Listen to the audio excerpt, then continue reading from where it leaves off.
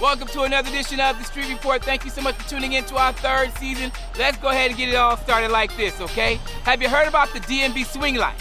You know, swingers, people that have random sex with other random people. On today's show, we will take you inside the swing life. Our official tour guide, her name is Tara. She's gonna introduce us to all of her friends, plus take her to a spot here in the DMV where it all goes down.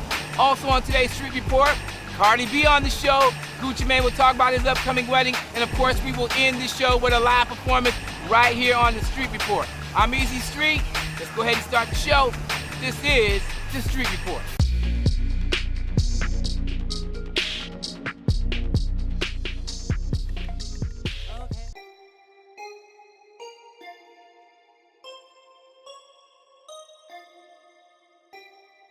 How did you get into swinging in the first place? Okay, so a little background about me. I've been in the swinger lifestyle for about 5 years.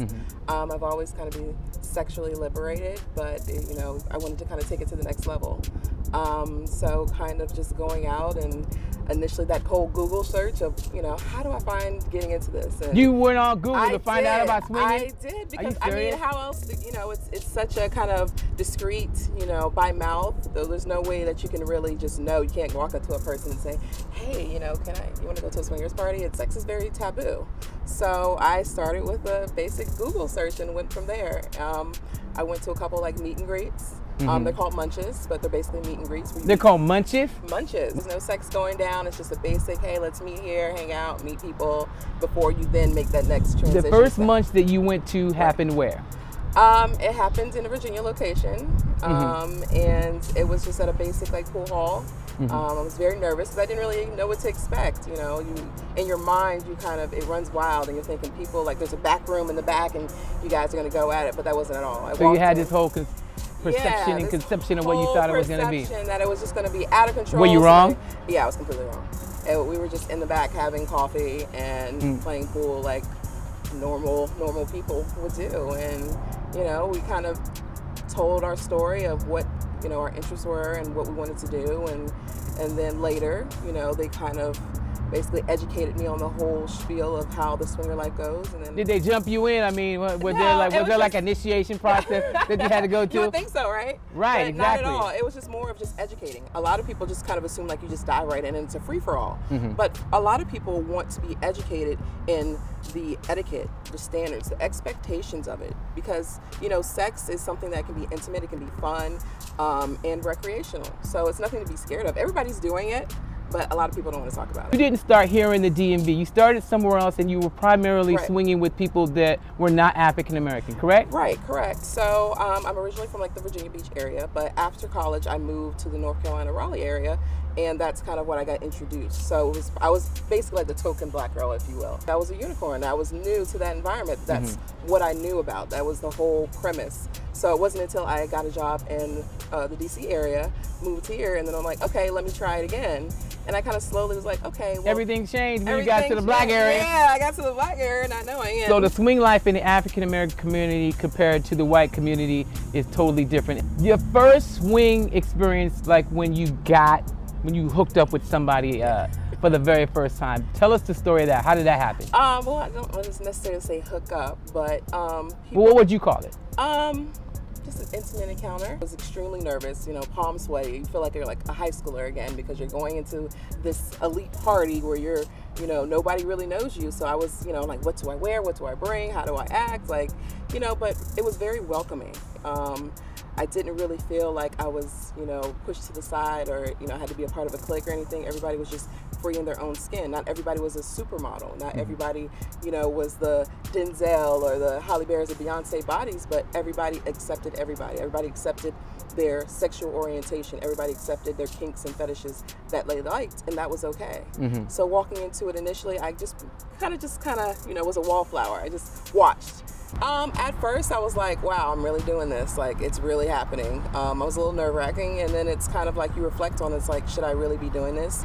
I kind of started feeling a little bit ashamed because I'm I was brought up to very religious environment, so it's sex is only supposed to be there for reproduction. It's to start a family, to have a family, and it's not supposed to be, something that you're talking about. It's not something that you're supposed to really enjoy in that manner. So I kind of felt ashamed in that way, that I was using sex as recreational and fun. Do you think that your religious background that you just mentioned that you came up in, did that kind of push you toward this lifestyle at all? A lot of people ask me that, but I don't really think so. I think you as a person kind of come into your own, and I felt like I didn't want to just live a life and suppress true feelings that I felt within myself just to appease, an upbringing or people around me.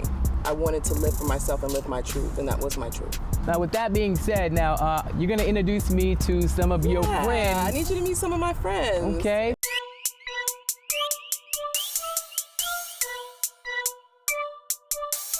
That is Ken right there, Goddess, Sasha, Tara, and JB. We're going to start with Goddess. So Goddess, this is Ken, AKA Boy. So he's submissive to you. Is that the way this whole thing works? Exactly, yes. So how did you and Ken meet?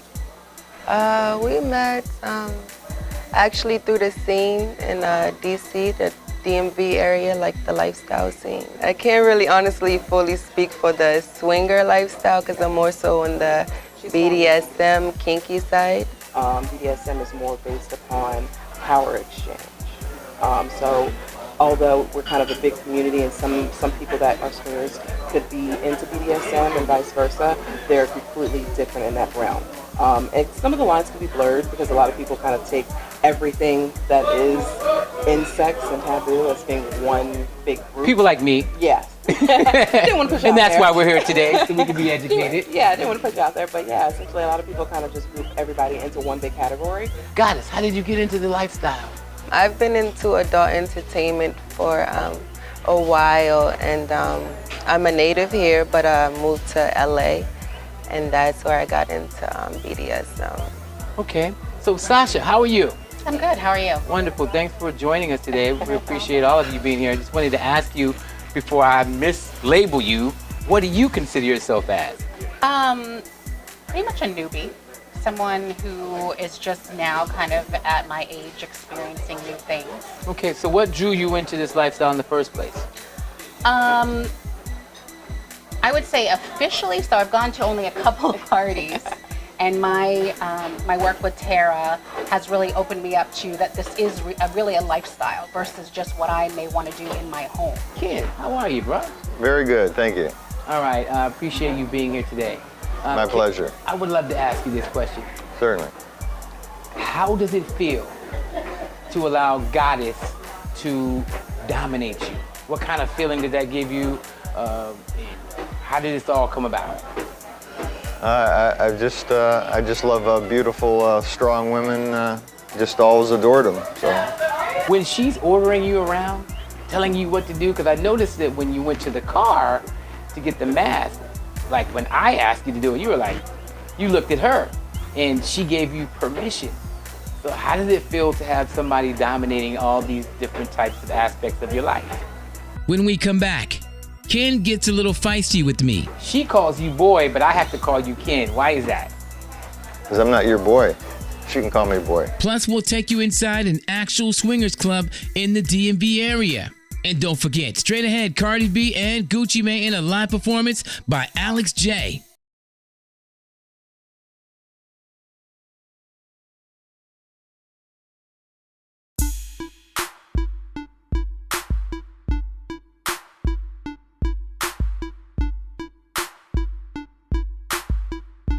When she's ordering you around, telling you what to do, because I noticed that when you went to the car to get the mask, like when I asked you to do it, you were like, you looked at her and she gave you permission. So how does it feel to have somebody dominating all these different types of aspects of your life? Well, I mean, there's definitely different situations and things like that. And I'm not dominant to most people, and just to I certain noticed people. because you just stopped me right there, like, wait a minute, bro. So, yeah, but look at her and look at you. So, I mean, Well, they're yeah, right there. she's way more beautiful than me. There you go. So that's the way that works? Absolutely. Okay, so she calls you boy, but I have to call you Ken. Why is that? Because I'm not your boy. She can call me boy. So now, when you are having interactions with her, when you're out, is it always like this? She's always dominating you, or is there any time that you get to dominate her? No, I don't dominate her. But out in public and things like that, you're more, I mean, you work with the lifestyle that's out there, you know what I mean? It's not like I'm walking around like this all the time, so. Okay, I saw some video footage of a man being walked like a dog by a woman. Yeah. Do you guys also do this too? Oh yeah, that's fun too. Oh really? What's so fun about it? I don't know. It makes her happy. If she's happy, I'm happy. Okay, and of course relationships are about happiness, right? The woman's happy, the guy's gonna be happy. So when she's walking you around like a dog, if you ran into, say, your cousin or your nephew or a family member, has that ever happened? No, I'm not that, that's not happening. Well, they wouldn't know I was a dog. Here's my dog mask. You didn't want to see it. No, bring out the dog. Is that what that is, a dog mask? Yeah. You guys were scared. Here, let me see it. Okay. It scared you. You made me go get the vanilla mask here. Okay, you got the little mouth part and everything, man. So how long you been in this lifestyle? I don't know. I don't count, but a dozen years plus, and it's all fun and things like that, so. And how did you meet Goddess? I was on my way to heaven, and there she was. Oh, isn't that sweet? Would you be okay with her dominating me? Or her walking me around like a dog, doing the same kind of things that she does with you? Absolutely. You would have no problem with that at all? Absolutely not. Okay, because by the end of this show... okay, here you go. Put this on. There you go. And I don't usually share my stuff with people. Thank you, Ken. Believe me, she can tell you that, right? I don't like, I don't share a lot of things. Okay, wow. With the guys. Okay. But you need a leash? I have a leash over here for you, too. So okay, she can lead you around. Leash. Break out the leash. Let's see it really quick. Ken's got a whole bag, and I'm afraid to ask. What's in the bag? I'm afraid to ask Ken what's in the bag. Here you go. You want to put that on him? Okay. All right, well, yeah, he is. Come on over here, Goddess. Of course he is. He brought it up. He's just shy. This wasn't part of the show, but... Okay, Ken, have a seat right there, Ken. Her favorite color, purple. This is a new feeling. How do I feel? I feel like she's stoking me. I feel like, hey, take it easy. This is my first time. My goodness, so rough. Did she do you like this, Ken? Oh yeah. Really? And you like it though? Oh yeah. Okay, and then you want to... Okay, come on over here. How does it feel? It's a new feeling. Yeah, I'm into new feelings. Okay. I don't know. I don't know if I'm ready for that. Okay. So come over here. So how does it feel? You having this around my neck? Does it give you some type of pleasure? You feel like you're in control of me because it's on my neck? And really, why? Because I don't feel like you're in control of me at all.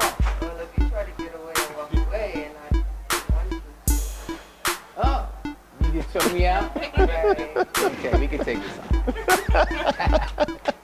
Who knows? I might try it again. Who knows? I might let you walk me out of here. Would you like that? Oh, really? Okay, watch out. Be careful what you ask for.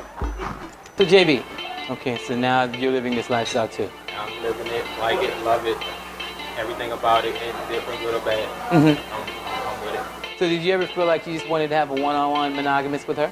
Of course. And most of our relationship is like that. This is like a side.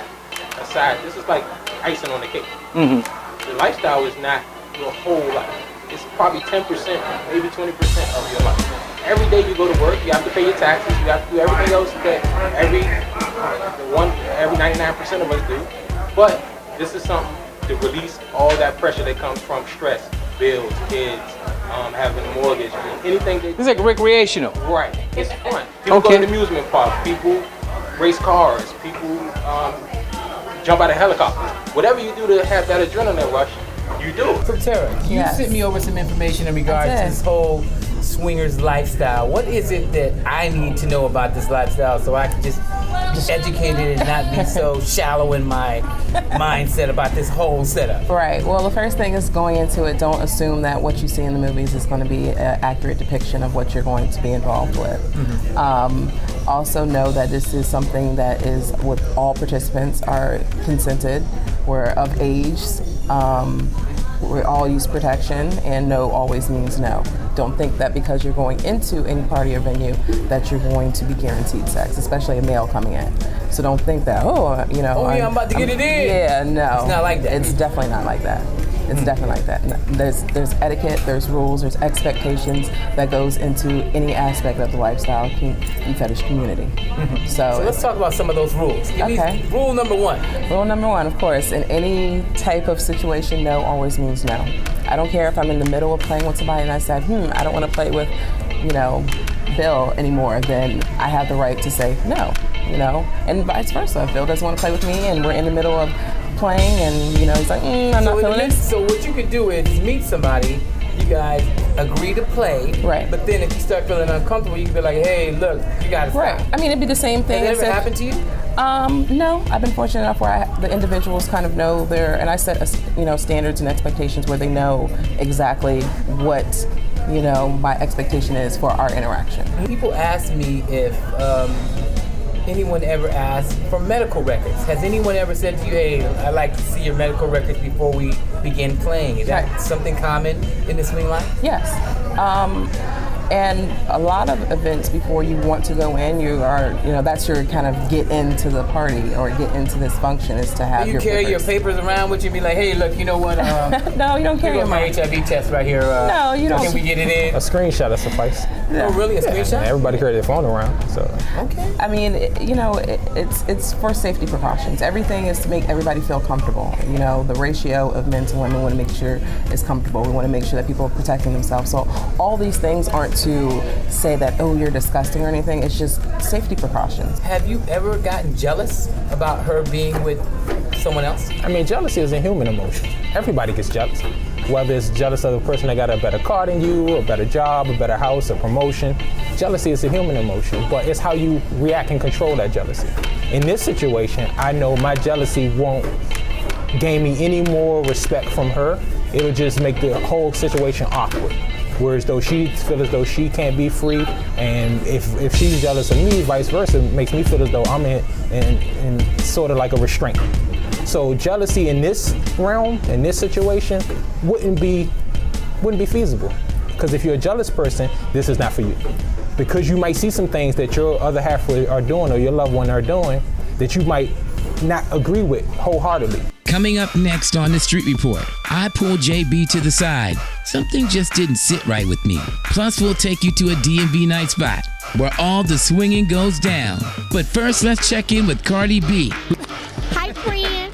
You had a good time? Yes, I always have a good time when I'm in D.C. Every single time I'm in D.C., people always come out, show me love. I think I've been booked there like 10 times. Right. They always show me love, and I always want to tell you, thank you, D.C., for always supporting me. Like, y'all like my third home, you know what I'm saying? Absolutely. Buy a house in PG County somewhere. Now I want to ask you this. Beyond music, because we got a couple of records that we're playing. I want to talk about that later. We're going to talk about the new record that you got.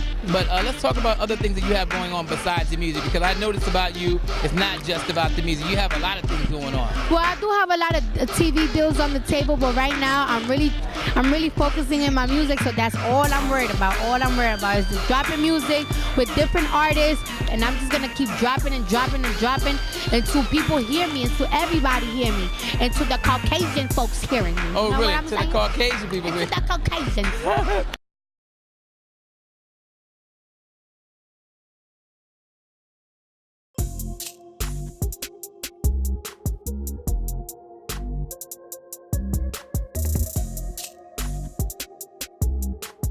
So I wanted to talk with you one-on-one. When we were at Carolina Kitchen, I asked you a question about jealousy. Right. And I kind of asked the same question to the other people that were there. And everyone else was kind of like cool. They were like, well, you know, when she's with so-and-so or I'm with so-and-so, we don't get jealous. But you kept it 100. You kept it 1,000. Yeah. And your answer was different. So I just wanted to kind of, you know, ask you a little bit more about that, because it seems like out of everyone else that we talked to, that you felt differently about that. So I wanted to give you an opportunity to explain where you were coming from. Right. Well, I think if people give you that cookie cutter, same old explanation, it's disingenuous, because they can't deny a human emotion.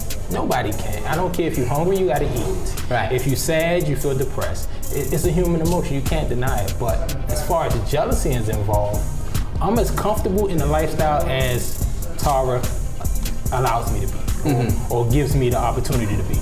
If she makes me jealous because of her actions, or what I think we deem as unnecessary or stepping over the line, then I'm jealous.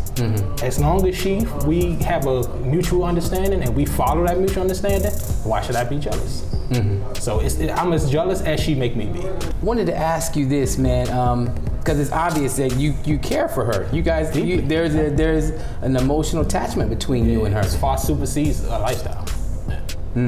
It goes beyond that. It was a bond before that.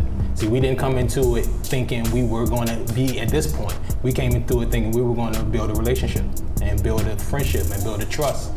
That's what we approached it as. The lifestyle was just something secondary that we discovered we both were into. I was interested in, and she was already into.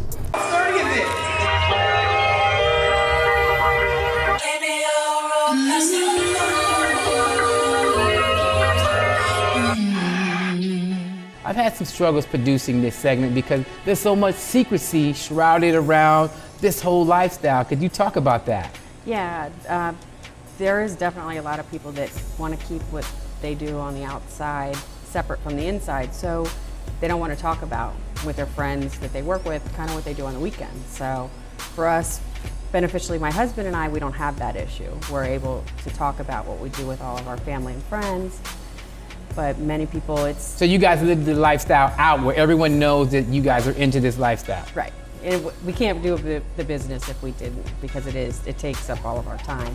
But many and almost majority of our members don't have that luxury. They don't get to do that because they do want to keep it private. So now, what is it like on a regular night here at Taboo?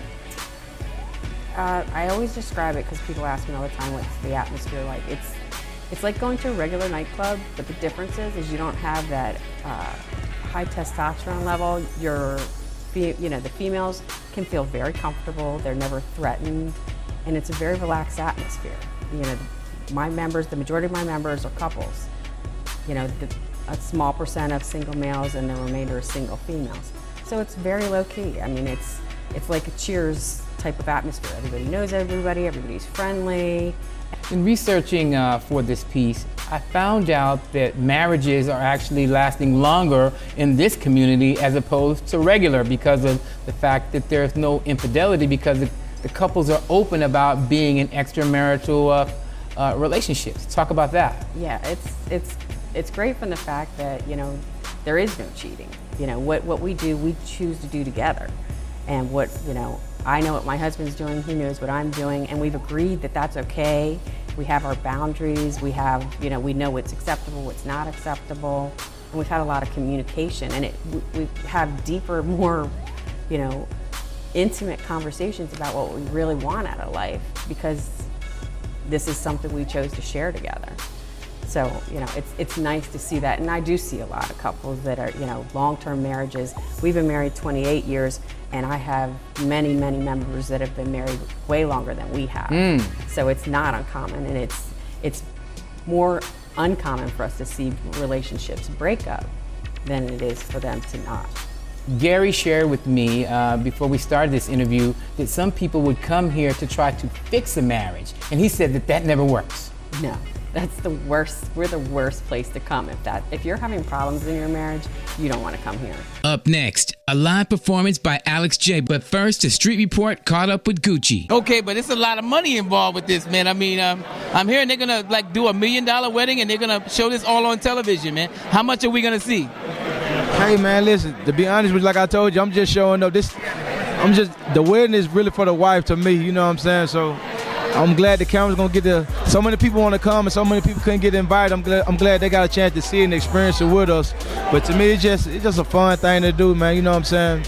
At the end of the day, it's just for my old lady. Okay, so the wife, so what I'm hearing you say is the wife has a lot to do with this. She's gonna pretty much run the show. Is that what I'm hearing from you? I'm saying, you know, a wedding is for the wife. You do that for you just do that for your wife. So this is her thing. Okay. Her day. So where did them values come from, man, as far as the wife values and what you're talking about? I don't know. It's like I kind of, you know, I just put every day I just try to do the best thing I can do or whatever feel right. And I kind of like raise myself on those values. Mm-hmm. What I feel like works for me, what's good, I do it and try to stay away from anything that's just negative.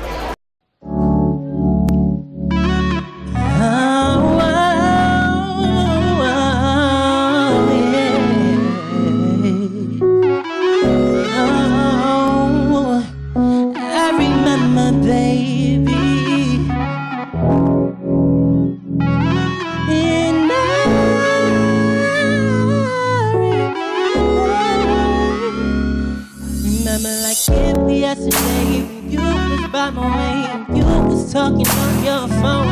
I didn't want to interrupt, but I had to try my luck. Cause the words you could say was no. And I'm glad I did. There was a moment that I won't forget. So many memories that I miss about you and me. I remember first day, first glance.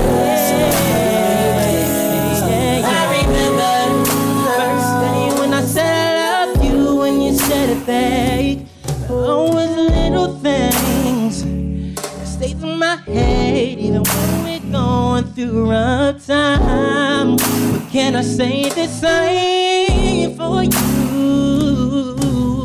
Did you forget? Did you forget?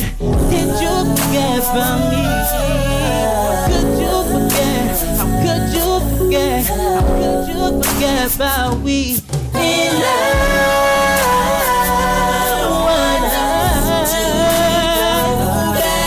To the way we used to be. Wish we can start all over. We got so much history, but you treat it like you keep it in the past. But in my head